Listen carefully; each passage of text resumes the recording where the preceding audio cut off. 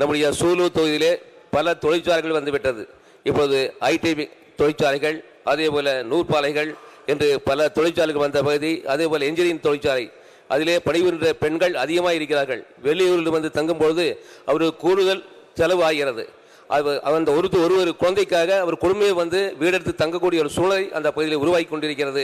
எனவே நீங்கள் மகளிர் தங்கு விடுதி அமைத்து கொடுத்தால் அவருடைய செலவு குறைந்து அவருடைய வாழ்வாதாரத்தை காப்பாற்றக்கூடிய ஒரு திட்டம் நம்முடைய சூழல் ஒதுக்கி கொடுப்பார் என்பதை தங்கள் வாயிலாக கேட்டு அமர்கிறேன். அமைச்சர் அவர்கள்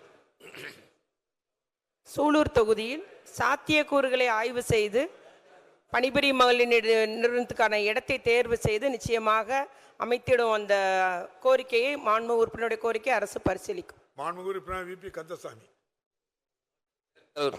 மாண்புமிகு பேரவைத் தலைவர்களே, நம்முடைய அரசின் மூலமாக சமூக நலத்துறை மாவட்டத்தில் நம்முடைய அவர்கள் கூறினார்கள், அவர்களுக்கு நிதி எவ்வளவு நீங்கள் வசூல் செய்கிறீர்கள், அவருக்கு என்னென்ன வசதிகள் செய்து கொடுக்கப்பட்டிருக்கிறது, அவர்களுக்கு வசூல் செய்கிறோம் என்பதை நேரத்தில் தனி கேள்வியா போடுங்க. உங்களுக்கு ஒரு சமூக நலத்துறை செலவு கேட்டுட்டோம்னா மறுபடியும் அதிகமாக கேட்கலாமா, அதிகமாக செலவு வந்து இது விட்டுலாம். அதுக்காக தான் கேட்கணும்.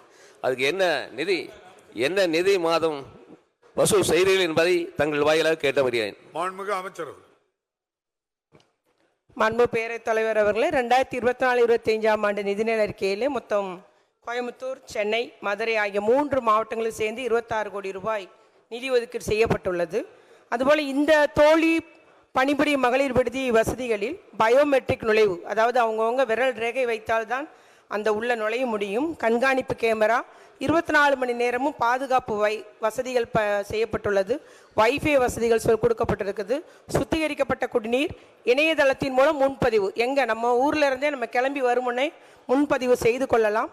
அதுபோல் கொதிநீர் கலன் வசதி செய்து கொடுக்கப்பட்டுள்ளது. தினசரி அறை பராமரிப்பு மற்றும் சலவை எந்திரம், வாகன நிறுத்துமிடம், அவர்களுக்காகவே அவர்கள் சமைத்துக் கொள்ள விரும்பினாலும் அதற்கும் வசதி அளிக்கப்பட்டுள்ளது.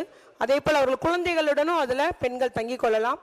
மாதம் வாடகை அல்ல, 1 நாள் 2 நாள் என்ற அந்த வாடகையிலும் அவர்கள் தங்கிக் கொள்ளலாம் என்று பணிபுரியும் மகளிர் மட்டுமல்லாதல் அரசு நுழைவுத் தேர்வுகள் மற்றும் ஏதாவது இன்டர்வியூக்கு வரக்கூடிய பெண்கள் கூட இதை பயன்படுத்திக் கொள்ளும் விதமாக அத்தனை வசதிகளும் அளிக்கப்பட்டுள்ளது. ஒரு தனிநபர், இந்த சென்னையை பொறுத்த வரைக்கும் தனி நபருடைய வாடகை 6500 ரூபா மாதத்துக்கு. இல்லை 2 பேர் நாங்கள் ஷேர் பண்ணிக்கிறோன்னா 5400 ரூபா, 4 பேர் இருக்கிறதுனா 4500 ரூபா, 6 பேர் இருந்தால் 4000 ரூபா மாத வாடகையாக நிர்ணயிக்கப்பட்டுள்ளது.